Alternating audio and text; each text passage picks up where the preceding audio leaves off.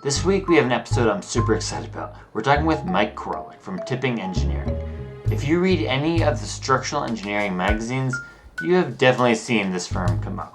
Not only do they do impressive work, they have great application side, so this is sort of software sketchulation if you've heard of it.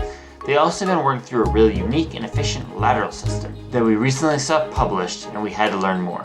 So let's talk to Mike and see what we can learn from this. The Structural Engineering Podcast.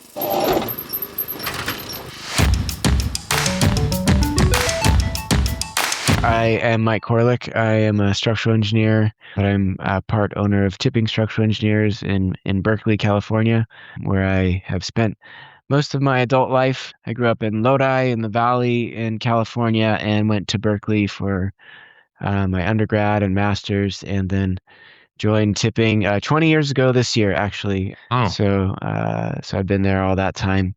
Over the course of those years, I've focused a lot in my professional work on nonlinear analysis, nonlinear time history analysis for Seismic.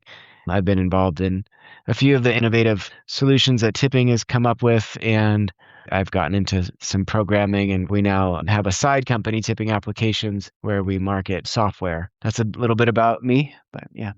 That is super exciting. I've been wanting to talk with tipping for a long time, just in general, but also if you were doing nonlinear stuff 20 years ago, this is like you were on the cutting edge of this. So thanks for developing this, I imagine. Yeah, no, I learned all this in my master's, and I was very excited to get into it. And Tipping seemed like a wonderful place to work. I worked at a number of companies before I got to Tipping, and to me, it felt like Disneyland. I've said that before to my colleagues. Like, it's just been great, a great place for me. So I've really appreciated the opportunities that I've had here. I can imagine. I mean, Tipping does really unique projects, so I'm always happy to see them pop up in Structure Mag, which is sort of the root of this conversation.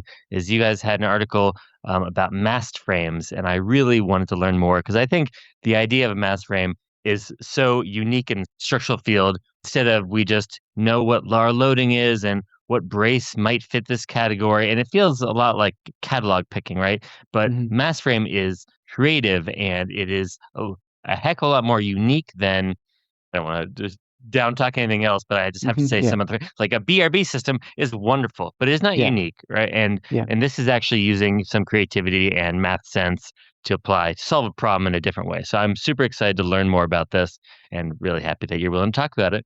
Yeah, well, I appreciate, there are not many opportunities to find people who like to talk structural engineering, and so I am honored to share what I've learned. So thank you. Perfect. All right. Well, let's start with the biggest, easiest one. Is what are well, I don't know if it's easy. What are mast frames? Can you give us the summary, basically? Yeah. Well, the best way to think of it is to start with a conventional brace frame, and get that in your mind, and usually that consists of, some columns that are vertical, and then you have some diagonal members, which would be the braces. And I don't know, probably some 30 years ago, there was the development of the buckling restrained brace, which is actually a fascinating technology. I think it's amazing, an amazing innovation.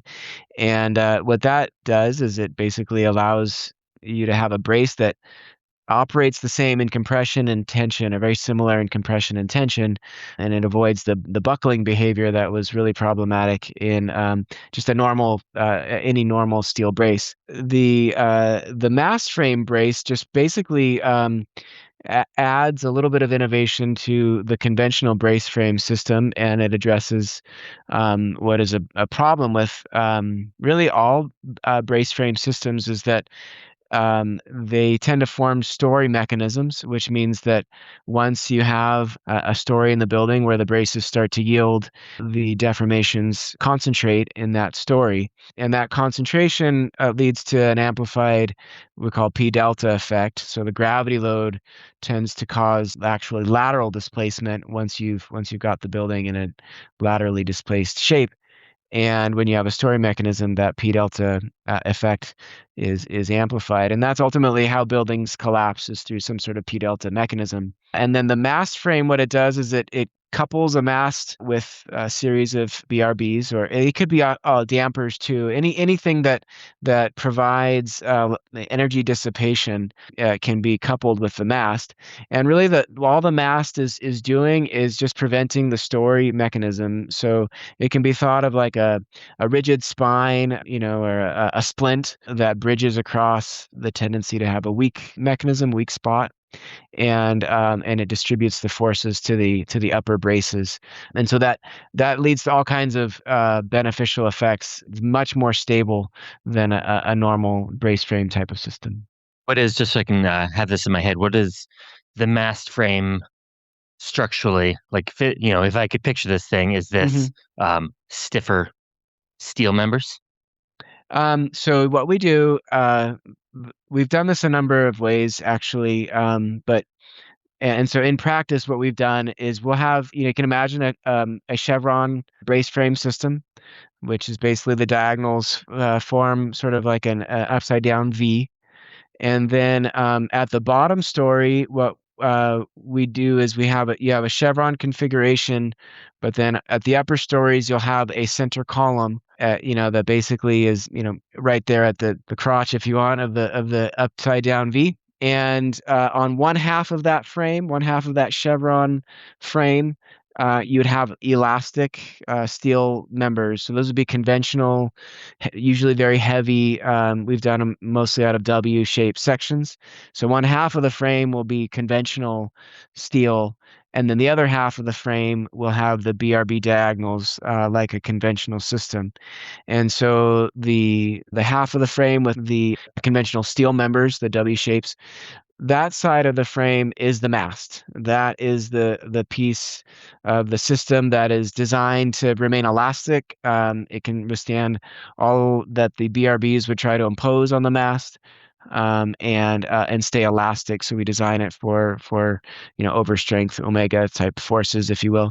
And so then that center column becomes a critical piece because it doesn't go all the way down to the bottom. And so then the half of the frame, I like to think of it as the right half being the mast and the left half being the BRBs. The right side kind of pivots about the column at the very base, and so that's sort of a different mode of failure. But the pivoting thing is an important thing. It's similar to flexural controlled shear walls, concrete shear walls, where you have a pivoting plastic hinge at the bottom, and then above the plastic hinge you have a essentially elastic wall. So it's kind of similar to that in that way.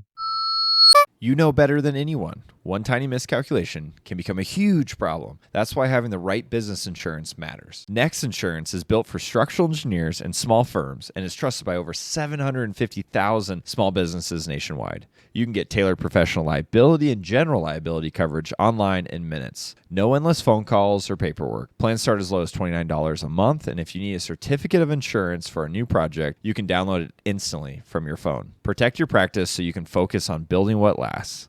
Go to nextinsurance.com/SE podcast and get a free quote today. I want to ask about some connection stuff, but first I want to do one more kind of big picture is, what led your team to explore mast frames for Samuel Merritt University? What about this project gave you the opportunity to develop something new? I remember sitting in my particular desk, doing my work, doing time history analysis. By that point, I had done a few projects with time history analysis, and I had a professor, Steve Mahan at Berkeley. And so our office was just down the street from, still is just down the street from, structural engineering department at Berkeley. And so I remember sitting there one day, and he's now my partner, Leo Panian, but at that point he was my manager, and Steve Mahan came to my desk, and they sort of presented this idea, and I immediately just latched onto it. I thought it was a great idea, although I didn't realize like the problem that it was solving necessarily, but I just, I was just enjoying the process of trying something new. And so I would say it was actually Steve Mahan's research that led us in this direction. And Leo had he sort of takes the position of sort of the first professional developer, I think, of the system. But at that point, our company was very much into this pivoting, the idea of a pivoting sort of spine. We had innovated this system that was called a prop shear wall. This was before my time at Tipping, but Steve Tipping had developed this idea of a prop shear wall, which is very much like the mast frame, which is basically like a retrofit scheme where you'd put in a new concrete wall in an existing building, and it would be sort of a slender wall, like a 4-foot long wall, not very long, but it would have a prop, some sort of energy dissipating. And they were trying to do, they were using like friction dampers and things, and they got a patent on friction dampers. But this prop, would go up like 3 or 4 stories, be like maybe a 5-story building, and you'd have this single super brace that would just kind of go up and attach to the spine. So I think that was probably, one of the original ideas, and that was born out of just an idea of trying to do a retrofit that was less intrusive, that could be done, more cost effectively. So that's how I think it sort of evolved, and that was our involvement really got going back then on 740 Heinz for a private developer, and the whole benefit that we offered for them is that we were able to use the code, the get rid of the row value that was causing an extra brace frame, and using the mast frame efficiency, it allowed us to remove one of the frames. So that's how it kind of got started, and sort of took off from there.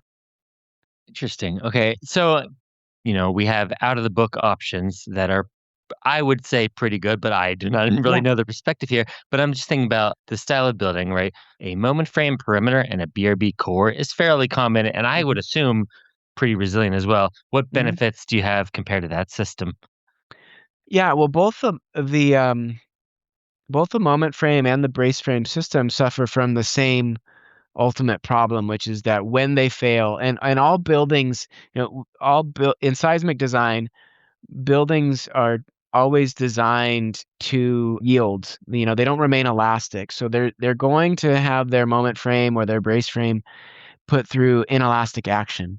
And the whole goal of seismic engineering, at least the conventional code approach, is to provide just enough strength so that the building is safe for people to exit, but it yields enough that there's a lot of damage. And the systems that have been preferred by the industry are ones that dissipate the most energy. And the ones that dissipate the most energy, that dissipation is damage. It's essentially yielding damage. And so the moment frame and the brace frame will both tend to form story mechanisms if you're not careful. Although with the moment frame, the code has created a bunch of bumpers, the strong column, weak beam bumper, to make sure that to try to avoid the story mechanism. It's very catastrophic for moment frames to form the story mechanism. So they've kind of taken care of that. But then the moment frame is usually not strong enough to sort of force the brace frame to go through this mode. So I think the brace frame would still cause the moment frame to go through a story mechanism if the building is shaken enough. One of the key things about seismic is that we always find a bigger earthquake. Whenever there's an earthquake, it's always bigger than we expected. So we have to consider the fact that, there's not just one earthquake. It's not a single determined, demand. There's always something that's possibly bigger out there. And so then we have to think about, well, if something bigger comes along, what will fail? What is the weak link in the system? And so the mast frame, what it does is it just makes the most efficient use of the lateral members, so that you have a more inherently stable system, and it's more efficient. So it's just better in that sense. It's not a silver bullet. It's not infinitely stable, but it's just an improvement on what we've had in the past. Yeah, my code book version of structural engineering, I had always imagined that the BRB is the stiffer element or brace and would be forced to yield sooner, and then it takes a moment till the moment frame engages. So that is almost your weak mechanism, but This is my Yeah. more rudimentary look at this. No, it's true. The moment frame probably yields at about 1% of interstory drift. The brace frame is going to yield more or less immediately. The BRB system actually, even though the braces look quite big, there's a fairly small yielding core inside the brace, and so they tend to be a lot less stiff than the conventional brace frames. And so then that does some things. There are lots of little nuances in there, but the proportioning that you have with the code nowadays actually forces you to have very strong columns and to have a relatively stiff frame compared to what it used to be in the past.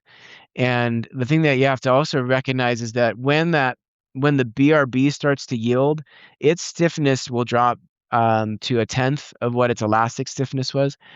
Whereas the moment frame, it won't yield until about 1% drift. And the code drift limit is about 2%. So you're going to get halfway to the code limit before that moment frame starts to yield. And its elastic stiffness is actually significantly higher than what the BRB yielded stiffness is. So you can get some really I have one of my examples. It's totally unrelated to this topic. It's a little of a side tangent, but I had a situation where I had a moment frame on one part of the building and a wall on the other, and it was interesting where once the wall started to yield, the drift favored the wall side instead of the moment frame side because of the because the moment frame was very still surprising to me. Yeah. Anyway. So that sort of leads to my original question that I'd said, it was popped in my head.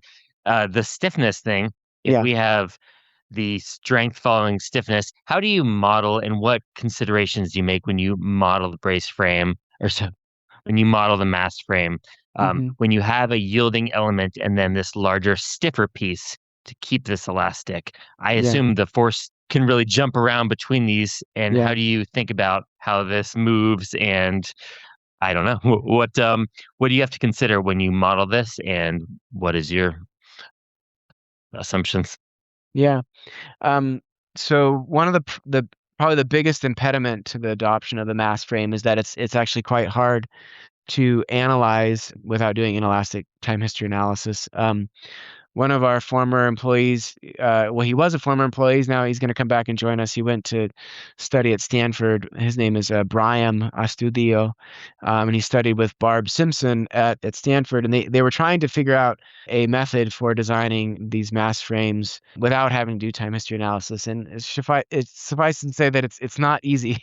What happens is that when the building starts to shake laterally because the mechanism is a pivoting mechanism, you get upper mode vibration in the mast, and because the goal is to try to keep the mast elastic, those upper mode of vibrations cause a lot of chaos in the demands. So, one of the things we've thought about and we haven't figured out yet is how to sort of calm down, how to fuse the loads in the mast while still keeping it roughly elastic. But to get to the short answer to your question is what I would do to get a first pass design is I go through the code equations for a BRB system, and then you'll come up with a base shear value and sort of the size of the BRB that you need for a conventional BRB frame, and the mast frame is probably 2/3 of what you need relative to the conventional one. It could be even less. If you think about the R value that you have for a BRB frame is 8, which means that that's a measure of how much inelastic behavior it can have before it becomes unstable.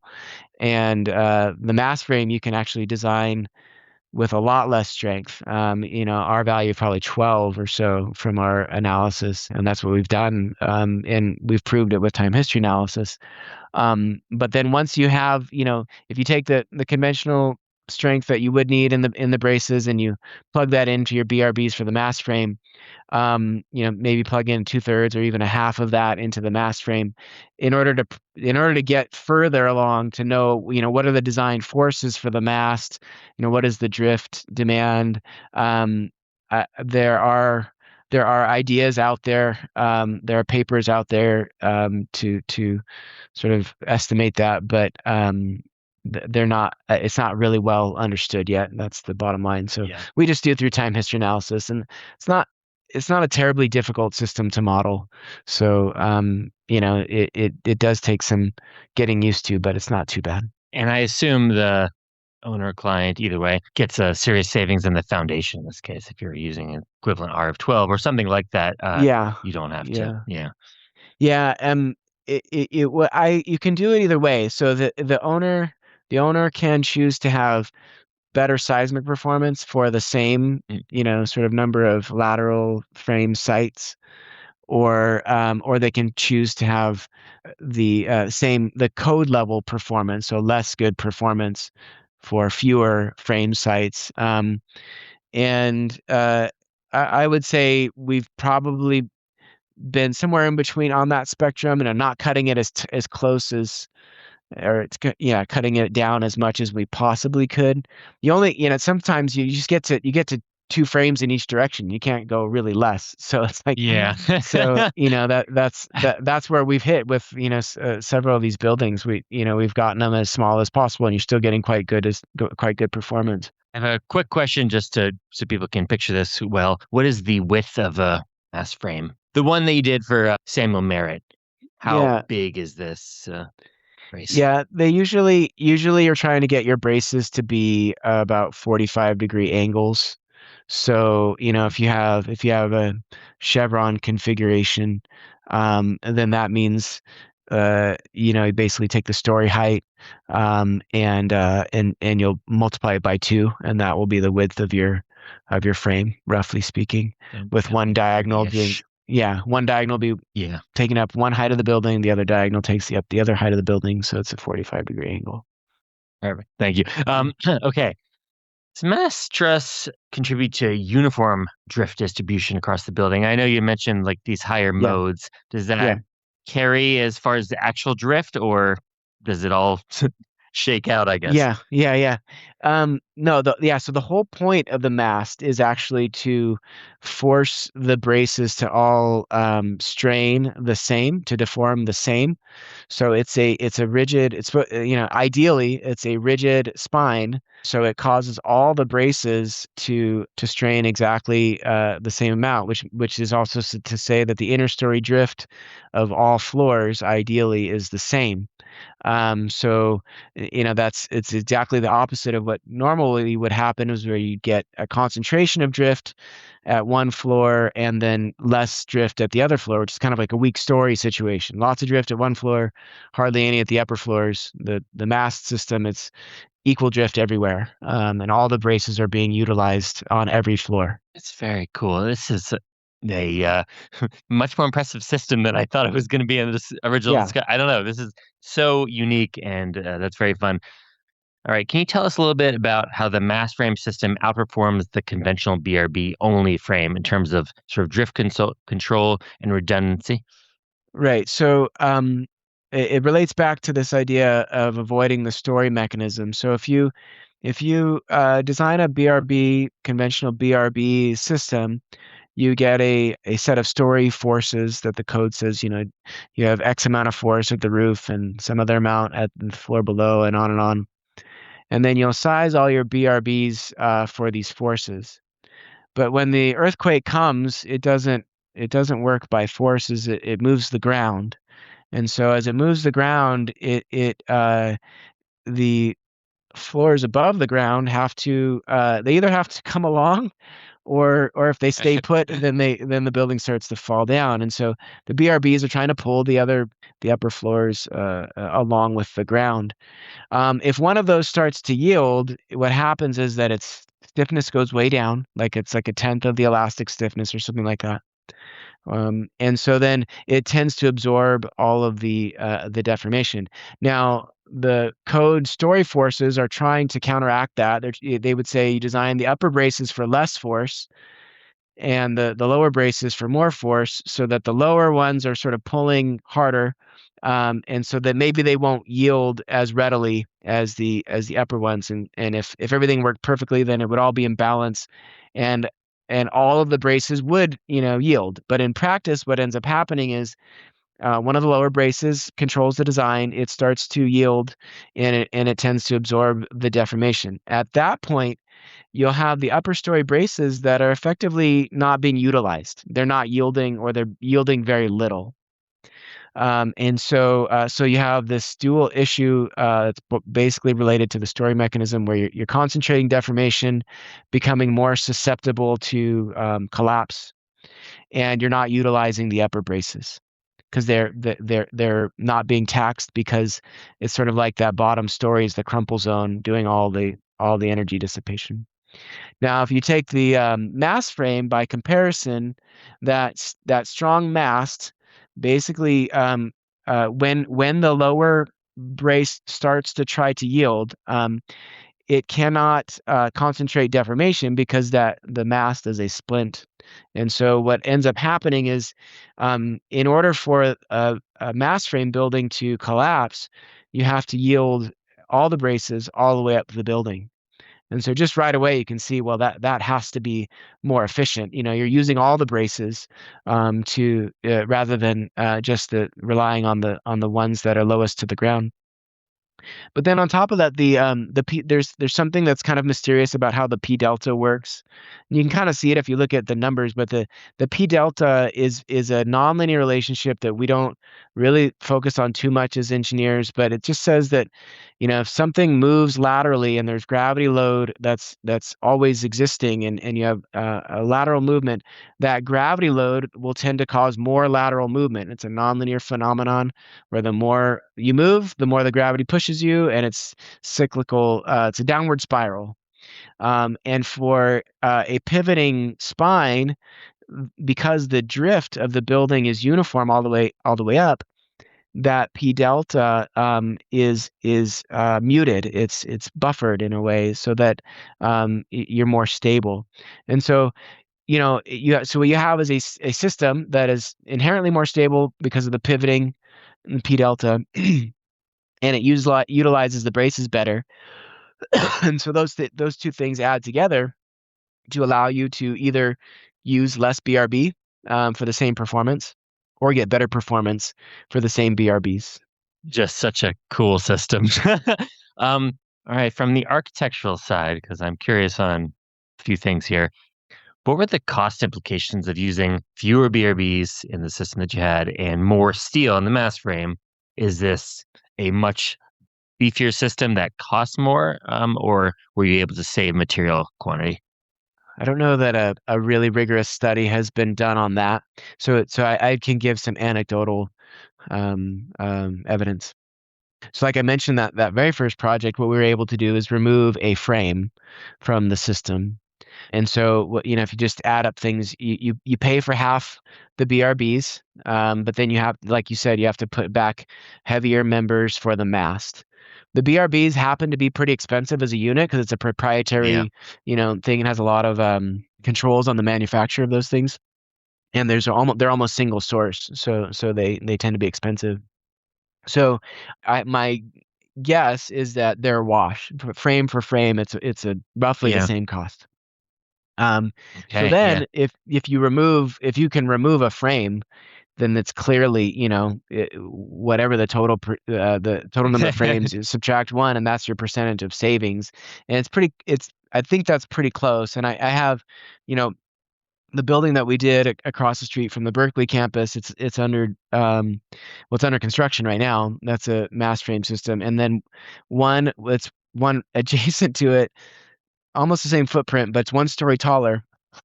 On our building, the number of brace frames, mast frames, it's two mast frames in one direction and three in the other. And the reason we needed three was because we couldn't get them to be symmetrical about the center mass.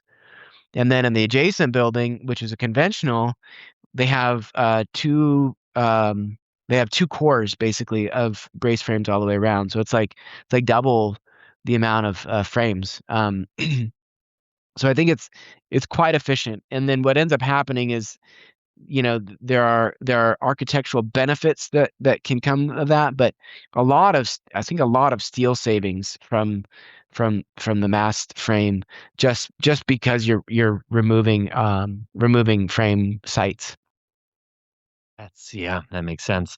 I assume removing one brace at least helps the architect with facade transparency, like it is taking. Yeah, well, and these mostly just are. I mean, the SMU we did have them on the end, but on the facade, but the oftentimes these are going in the interior of the building, so that's not such an issue. And I will say there's one benefit to doing the conventional BRB system that it's an argument against the mast, is that I mentioned at the beginning, in order to make this mast in the way that we've been doing, you have a center column that goes up, starting at the second floor and going all the way up. That center column is a problem. It doesn't. The architects don't like that center column. Yes. So I have to admit that. The one thing I was about to ask, were there any challenges integrating mast frames into architectural layouts? Yeah. Is that the one? Yeah. Okay. Yeah, the center column is a problem. Yeah, I mean, we've been able to work around it because you do have fewer sites where you need frames. But we heard some complaining. I mean, basically what ends up happening is the architect tends to like to use the chevrons to be able to pass a door through, and you can do that with a chevron in a commercial building, but you cannot do that if there's a center column, and so it's less flexible in that regard.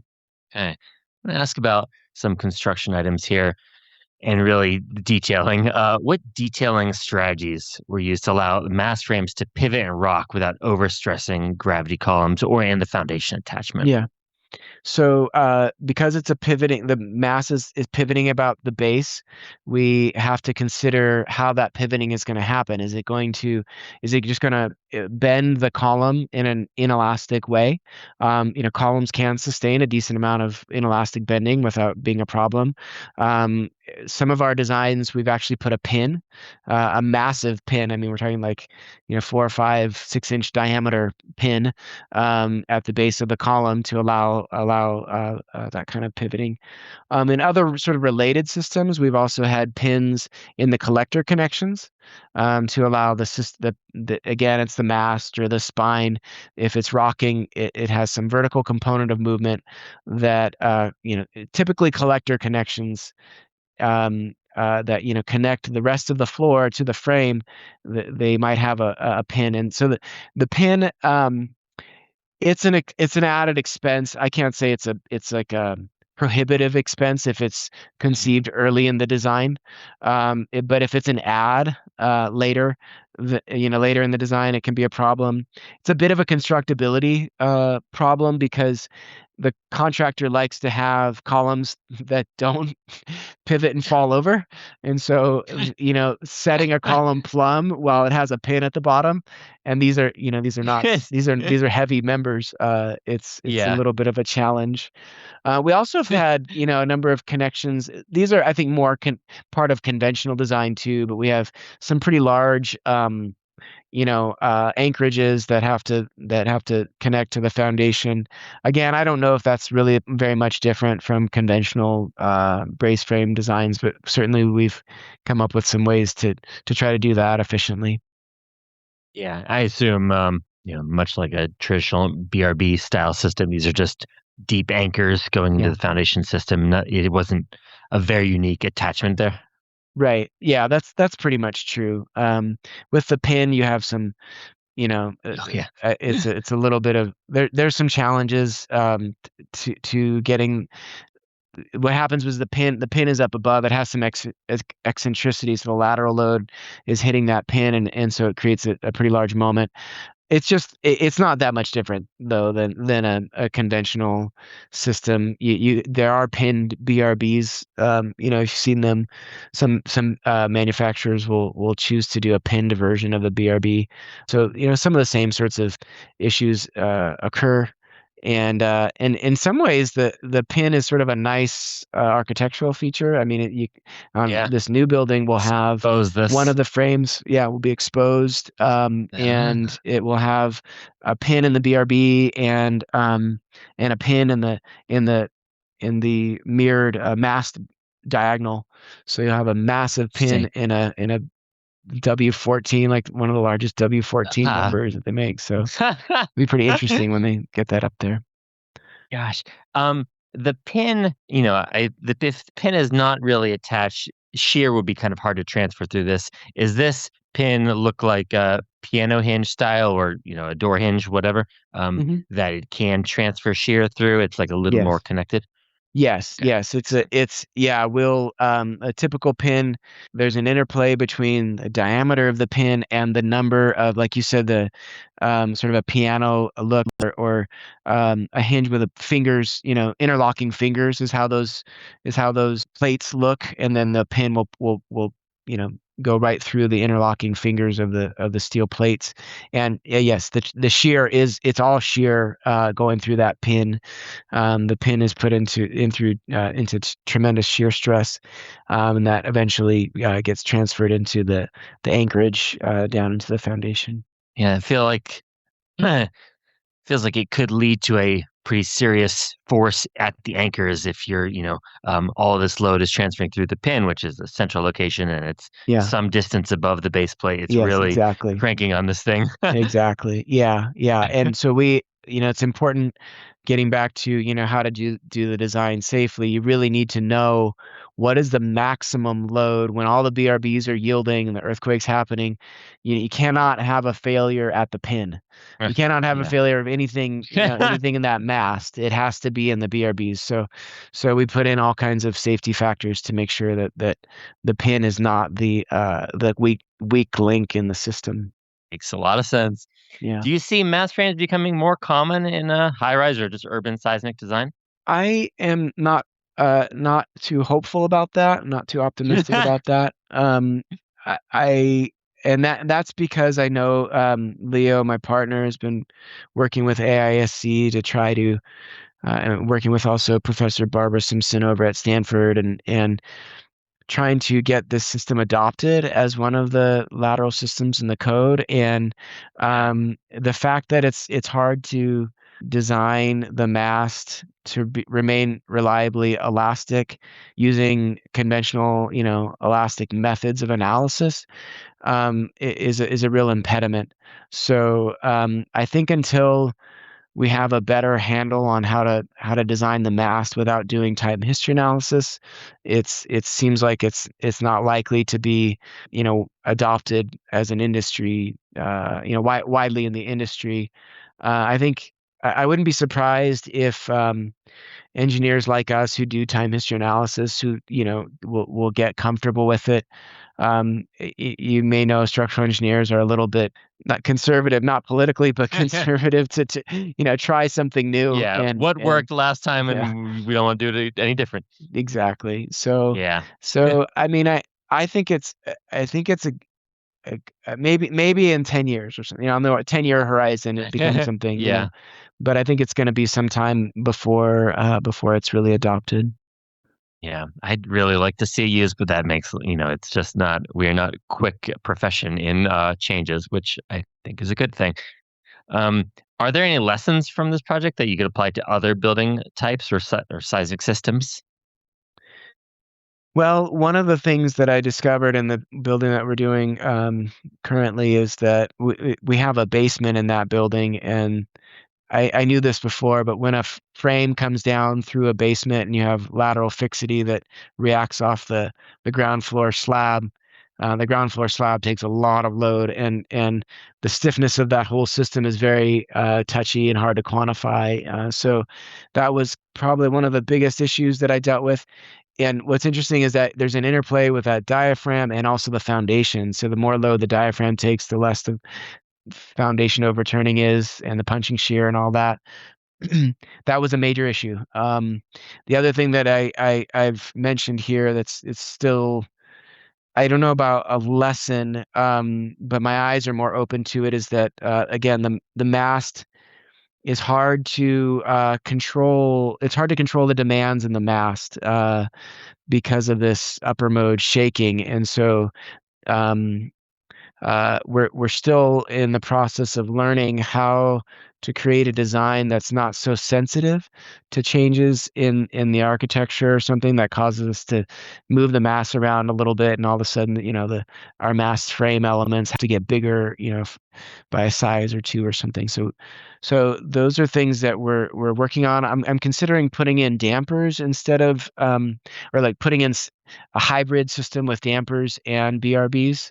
We'll probably try that on a current project that we're working on, at least study it a little bit as a means of it, trying to again really go easier on the mast. The mast is the hard piece, is trying to quantify that. We've also considered putting other sorts of masts in there, like a concrete wall in parallel with the BRBs. So that's something we'll do, because concrete pound for pound is much better in taking the shear demands. So if we could figure out a way to deal with the different trades and things, that might be a good solution. The collector demands, we've learned a decent amount about that. Collectors are vexing too, because they have those are collector beams that are carrying gravity load as well as having the seismic demands. And in time history analysis, you have to take you run 11 ground motions and get the average of the MCE ground motions, and then factor that average by 1.3 and then add it to the gravity loads. It ends up, again, it's like, it's everything is so integrated that it becomes a situation where something changes in the gravity frame, and all of a sudden you have to rerun the time history analysis and process a bunch of results. Yeah. So we're Very trying sensitive. we're trying to figure out ways to keep our lives sane, so that we're not having to rerun that thing all the time and reprocess all the data. And unfortunately, I don't have a ton of answers yet. Just a lot of things that we're looking at. Yeah, I can make it just much harder to apply this in a code sense. Is like there are any change affects the system dramatically. Yeah. So but I would say like a lot of these things are also present in conventional systems, but we've accepted the system, and so we never even look at it. And so that's one of the things that's really hard for me, is I do feel like when we go through peer review and are trying to create this design, we're held to a higher standard because of it's a new innovative system. But many of the things that we're dealing with would be worse with a conventional system if we actually looked at it, so much for it. I don't know. I enjoy it anyway. I think it's great, and we're paying the price for our innovations. Yeah. All right. Can I hit you with some closing questions here? You can answer them as quick as you want, because we've touched a lot of them already. Yeah. But what surprised you the most during the design and analysis of the mass frame system? What was unique to you? Well, one of the critical thing it has to do with this rocking piece. So you have to really just think through how the rocking works out. And so at the base, we've tried to deal with it without putting a pin, to deal with that rocking without putting in a pin, and some of the moments they just get out of hand. It's hard to really quantify. So those are some things that we've really wrestled with. I feel like we can actually do it without a pin, and it can be more conventional. And so that worked out pretty well on the current building that we're doing, and I feel good about that. And so it didn't have to be so much like, if you look at the SMU details compared to what we're doing on this current one, which is a Baker lab. Baker's a donor. The details are simpler, much simpler, and so I feel good about that. I feel I'm not necessarily surprised, but glad that we're able to come up with something else that looks more conventional. I mentioned again that big surprise. It's not even necessarily related to the mass frame, but just how a lateral system going down into a basement reacts off that diaphragm. Really, really had to strengthen the diaphragm beyond what we normally would have. That literally surprised me. I did not expect so much of a change on that. And I think that's. Oh, I was quite surprised also at how well the system performs when I did do some comparison with a conventional brace frame system, it was able to get much better performance for the same BRBs or get equivalent performance with weaker BRBs. And so that was a delightful surprise too. Interesting. Okay. Yeah. If you were starting the project over again today, would you change anything? I would have definitely looked at that diaphragm earlier. I didn't look at it until we were into DD, and I should have looked at it in SD. Through peer review, we ended up doing a collector solution that I am not super happy about. We did a top flange, like a welded top flange connection to the rocking frames, and I think if I had it to do over again, I probably would have put pins in certain locations rather than these top welded flange things. We did end up going through a process where we optimized the system too, and I would have done that earlier. We did that in order to balance torsion. We were struggling with torsion because of the architecture and whatnot. I don't know if I would ever have had much control over that anyway, but the fact was we had to put the frames in a certain place that was just causing the building to twist, and I could not find a balance point. So I might say I would have pushed harder on the architect to try to really balance these things out, because I know that it can be quite painful if you don't. Yeah. Okay. If you were talking to someone that was working on this style of project right now, we're just kicking off, what lessons learned would you give them before getting into something like this? Well, there's one practical lesson that I would want people to know about, and that is that it has to do with the anchorage to the foundation. We had an assembly of gussets and things, and essentially this one connection would be taking half the lateral load of the entire building through this one connection. And I think that whole assembly weighed like 15,000 pounds. It was like a massive amount of steel. And the contractor's trying to figure out how they're going to get it in and how they're going to be able to, it has to be embedded in the concrete, but then it also has to work with the tolerances, with the braces that are supposed to connect to it. And we had to redesign the connection because we had welded the gussets to the rebar in the mat, and then once you've specified that, you have no way of leveling it or moving it at all. And what we should have done, and what we'll do in the future, is create basically a box, a steel box for that thing to sit in, and that steel box would take the shear out, and then we would have oversized holes for in the base plates for the threaded rods to hold it down vertically. So that I would just say, think about, like, at your brace frame connections, just make sure that you have a way for the contractor to level them and move them around. They were saying they need like a half an inch of movement.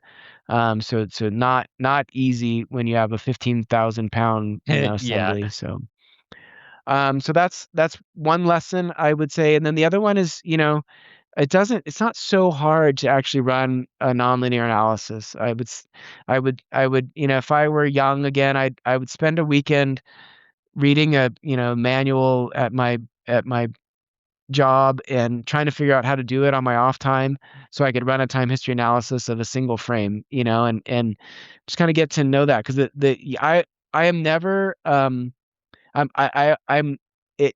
I'm constantly surprised. Whenever I run a time history analysis, I always run into some surprise, and that can be both delightful and upsetting, because you think you think you understand the world, and then it throws a curveball at you.